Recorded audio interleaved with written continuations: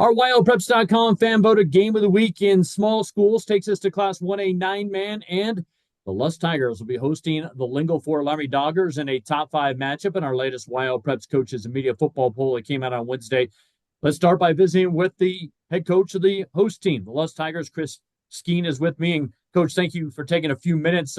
First of all, talk a little bit about big road win, got off to a good start. What did you see from your team last Friday up in Cali in the win over Rocky Mountain? Um, yeah, it was a good road win. It was a good confidence builder, I think, going into the season. To start out early like that.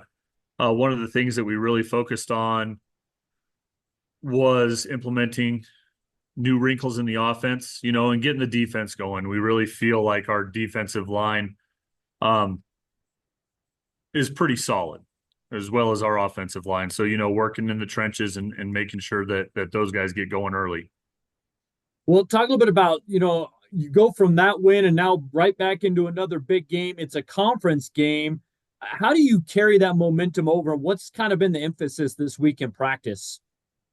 The big thing that we focused on this week is trying to come together more as a team.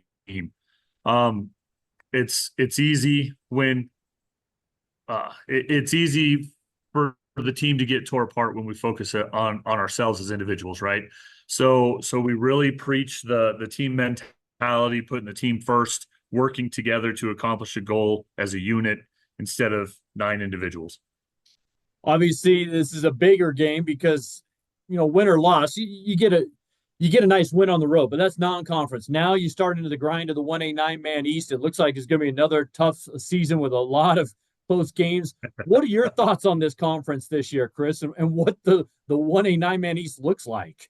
Yeah, that's exactly right. I mean, it looks like we've kind of retooled a little bit. I mean, it seemed like it had balanced out the last couple of years between East and West, and that we were, fairly evenly matched. And then we go into this last weekend and all but one East team won. So, that's kind of a big deal. And we really did kind of keep track of that just to see where people measure up and that kind of thing. So yeah, it seems like the East is always a grind, and it doesn't matter, who gets ranked where or any of that stuff. Anybody can win at any given time. So it's very cliche, but we really have to look at this week's individual or this week's team and really focus on what they do and how best we can counter their offense, their defense. Speaking of that, what a way to start conference play with the Doggers coming in. You guys had some good games last year. Talk a little bit about what do you see when you see Coach Gifford's squad and what you're kind of expecting Friday night. Um, they're a tough group of kids. Just watching them grow up for the last 3 or 4 years, coaching against them in JV, seeing the potential that they had, and then actually seeing them maximize that potential over the last couple of years. They're a good group, and they're a tough bunch of kids. They're coached well. Honestly, we'll say that about all of the teams that we play in the East. They're all coached really, really well. They have really good programs here, and it's like I said, it's a grind. So we really have to be aware of their running backs, who's carrying the ball. Their offense is it's pretty tricky, and it push comes to shove. Like last year, it was a close game, and then they just decided they were going to load up and run over top of us.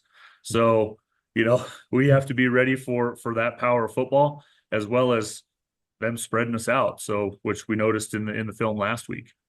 Speaking of spreading, you guys kind of throw the ball maybe a little more than some teams typically do in 9-man. Let's just put it that way. Not saying that you can't run the ball, but what has it been with your aerial attack, particularly going back to last year and kind of carrying it into this season, Chris?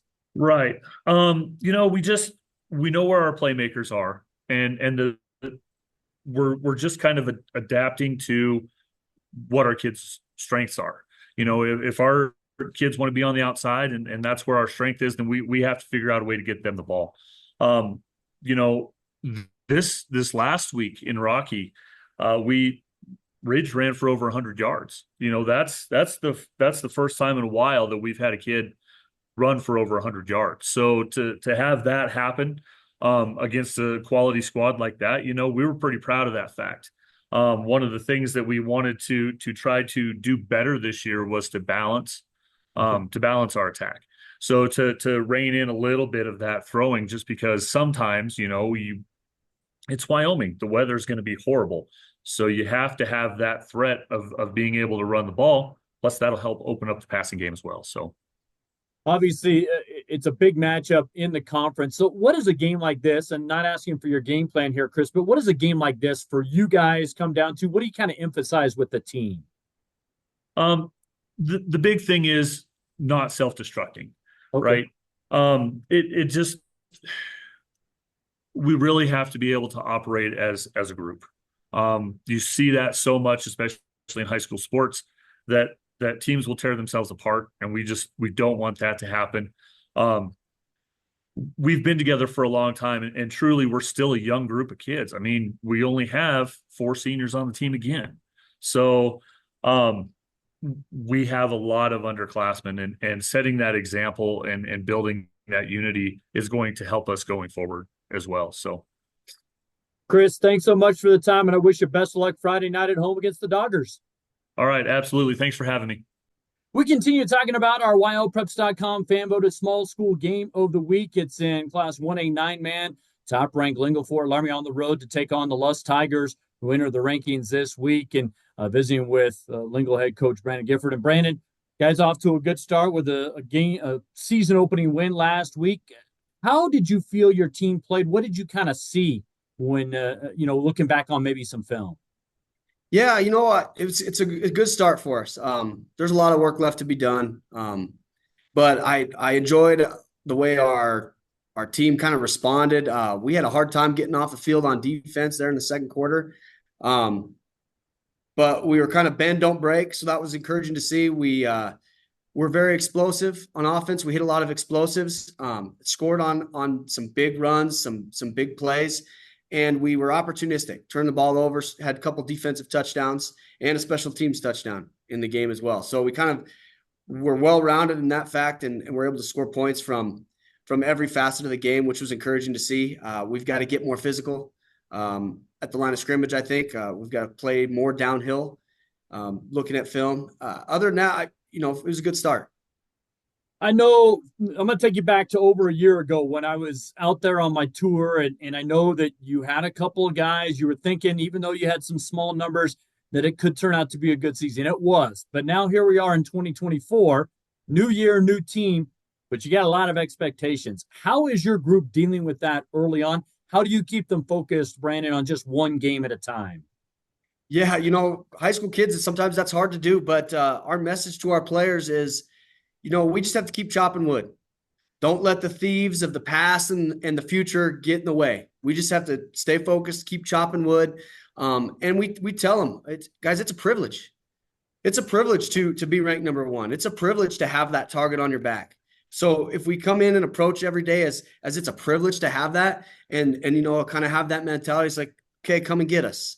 I think that serves us well down the road each and every week because, man, looking at the East right now, based on this last week, I think the East is going to be tough again. It's going to be one of those years where it could be another dogfight, bunch of one-score games again. So, yeah, I totally get what you're saying there. Talk about it. Here you go on the road for the first conference game, and lo and behold, you get the Lusk Tigers coming off a huge road win up in Cali last week. What do you see when you see Coach Skeen's bunch? Man, they are Lusk since I've been involved in 1A East Conference play 15 years ago. They are still that typical Lusk. They are physical up front. That's kind of their identity. Both sides of the ball, very, very physical. Maybe the unique thing about Lusk in these last couple of years is they're very athletic on the perimeter, and they'll put the ball in the air and they'll take shots, and they're quality shots, and we've got to be ready to we can't fall asleep on our back end and our secondary. And our linebackers, our front 5, front 6 have to play downhill against them. If we're not willing to do that, it's going to be a long night for us. And our secondary, we just can't fall asleep. We got to be eye disciplined. So what's kind of the emphasis in practice this week as you gear up for a game like this? I mean, it's not the end all be all, but you still want to get off to a good start in conference play, Brandon. So what's kind of the message to the team as you prepare for this, knowing you're going to have some key things happen? Yeah, honestly, it's executing what we do best, and making sure that, hey, there's going to be things that happen in tough games like this that's okay. We need to make sure we respond. So really, it's doing the things that we do really, really well, and not relying necessarily on one big chunk play all the time, but doing the things that we are very, very good at and continuing to do them very well and consistently through the game on both sides of the ball. And if we can do that, I think we're going to be in a position to win the football game at the end. Brandon, thanks so much for the time. Wish you best of luck against the Tigers on Friday night. Thank you. I appreciate it.